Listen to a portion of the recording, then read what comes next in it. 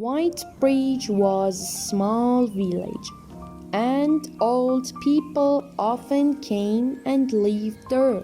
Some of them had a lot of old furniture, and they often did not want some of it because they were in a smaller house now.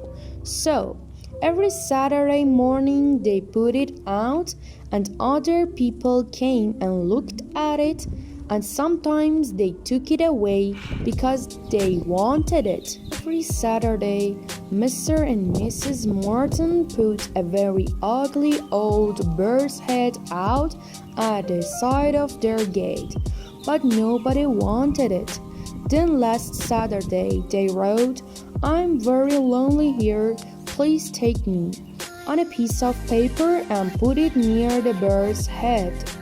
They went to the town and came home in the evening.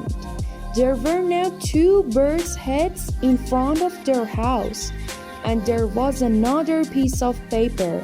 It said, "I was lonely too."